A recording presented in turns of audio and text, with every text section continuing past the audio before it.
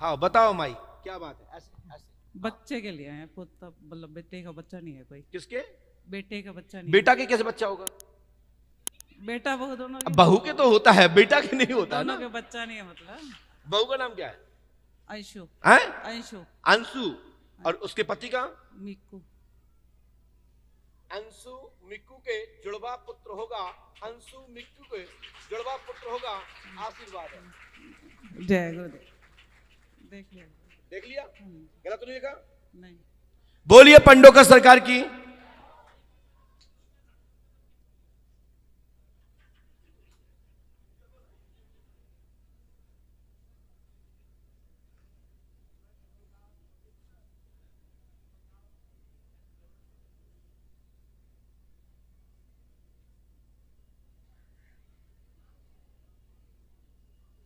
हवन होगा, इलाज लेना होगा, और हो सकता है कि एक बच्चा बाद में भी हो, क्योंकि एक डीएनसी होने का भी योग बन रहा है, क्योंकि इसके पहले भी एक बच्चा पेट में आ चुका, उसको धड़कन ना आने के कारण खराब कर दिया गया था।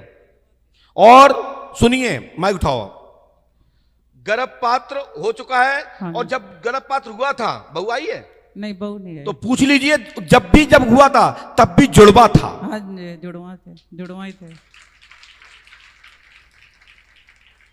तो ये बात तो हो गई भूतकाल की, जो हो गई वर्तमान की। और अब चलिए भविष्य में, फिर भी 2 संतानें भाग्य में हैं उसके, और जुड़वा हैं। किसी कारण से कोई मिस्टेक हुआ तो एक बच्चे को डिस्कनेक्ट किया जा सकता है, एक संतान होगी, उसके बाद पुनः पुत्र होगा। आशीर्वाद है। पर्चे पर विचार करिएगा। पर्चा यह नहीं कह रहा है कि 2 बच्चे होंगे, एक साथ होंगे। गर्भ धारण होगा, एक डिस्कनेक्ट हो सकता है। पूर्व में भी एक डिस्कनेक्ट हुआ है, तब भी जुड़वा था। तो हमें तो लगता है कि भगवान करे कि आए तो दोनों आए, डिस्कनेक्ट क्यों आए? दोनों बच्चे हो भगवान दे, और नहीं तो फिर एक दे, एक बाद में दे दे, तो भी उसके 2 ही बच्चे होंगे। आशीर्वाद है।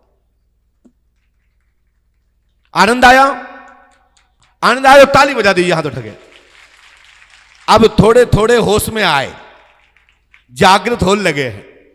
नहीं तो लग रहा था कि हो सकता है पाराशर जी जैसे ये भी प्रवचन करेंगे। हम पाराशर जी जैसे नहीं हैं। पाराशर जी तो व्यास की गद्दी के आचार्य हैं, ये पुराणों के विशेषज्ञ हैं, वो मर्म कथाओं के जानकार हैं, जिससे भक्ति जागृत होती है। हम तो सीधा सीधा ले जाते हैं, ऐसा करोगे तो ऐसा होगा, ऐसा करोगे ऐसा होगा, क्योंकि हमारा कनेक्शन सीधा लाइव है। इनका कनेक्शन रूट वाला है। चल के जाओ, लंबी यात्रा करके जाओ, आनंद लेते जाओ। हमारे यहां तो सीधा सीधा अमावस्या करो कम, क्योंकि आप लोगों के पास टाइम ही नहीं है कि 7 दिन की कथा सुन पाए। नहीं तो कथा सुनने से भी संतान की प्राप्ति होती है। हरवंश पुराण का पाठ कराने से संतान की प्राप्ति होती है, पितरों का पुनर्जन्म होता है। क्योंकि उसमें जब वंश वृक्ष रुक जाता है, तो हरवंश पुराण का पाठ करने से और करवाने से, सुनने से आपके घर में वंश वृद्धि फिर होने लगती है। लेकिन अब कथा तुम कैसे सुन रहे हो, वो तुम्हारे हाथ में। भौएं सकुड़ के सुन रहे या वास्तव भक्ति में? अब जैसे हमारी दीदी बैठी, इतने से माल लाओ, इतने से 2.5 लाख लाओ, इतने से 50,000 लाओ, 20 लाओ, और हल्का हल्का यूं यूं चल रहा है। दिमाग पैसे पर। कोषाध्यक्ष है ना, नहीं भाई इतना बड़ा कार्यक्रम हो रहा है तो कहां से आएगा, तो चिंता हुए कहां से आ रहा हो, कितने आ रहा है माल। कोई शांत दिख रहा है तो क्यों नहीं मटक रहे लोग, जेब तरफ हाथ क्यों नहीं जा रहा है? और जब भक्ति में भी हाथ चल रहा है तो डायरेक्शन चेंज है। इसलिए एकाग्र होकर के कथा सुनना है, तो उसका परिणाम और फल प्राप्त होगा। मन में भटकाव नहीं होना चाहिए। लेकिन आयोजक मंडल में तो होता है, चिंता मत करो, क्योंकि आपके मूड पे इतना बड़ा बहार है। बोले श्री पंडोकर सरकार की, सदगुरुदेव भगवान श्री हाथीमान जी महाराज की। मैया ये मंत्र करना है, गुरु कृपा होगी। आज नहीं तुम करोगी तो फिर बच्चा कैसे होगा? हाँ बेटा बहू से करवाना है। नहीं मैया, एक बार इनने बहुत अच्छी बात कही। ये बात क्या होता है, एक बार की बात है, हम फल बांट रहे थे, गोद भराई कर रहे थे, तो एक रिटायरमेंट पुलिस के अधिकारी थे, भोपाल के पास पड़ता है मंडी बमोरा, मंडी दीप।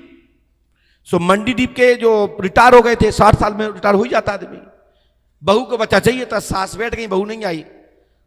अब सास नहीं समझ पाई कि अपने फल दिया, उनने खा लिया, अब वो गर्भवती हो गई 60 साल के बाद। अब समझ, सही बोल रहा हूं, इसका हमारे किताब में प्रमाण है, मोबाइल नंबर है, बात कर सकते हैं, नहीं तो अभी तो दोनों जिंदा है अभी। अब वो बच्चा पेट में आ गया, डुकरा आया, वो महाराज हम तो आपके कर रहे भक्त हैं, लेकिन बहू का प्रसाद माई ने खा लो, तुम्हारी बेही गर्भवती हो गई, आप बुढ़ापे पे अच्छो लागेगा। हमने तो क्या करें, तो बोले दूसरा फल दे दो, तो बहू को दो, पहले सास के बच्चा वो, फिर बहू के बच्चा वो। ये मजाक की बात नहीं कर रहा हूं, हंसाने की बात नहीं कर रहा हूं, ये बिल्कुल सही है।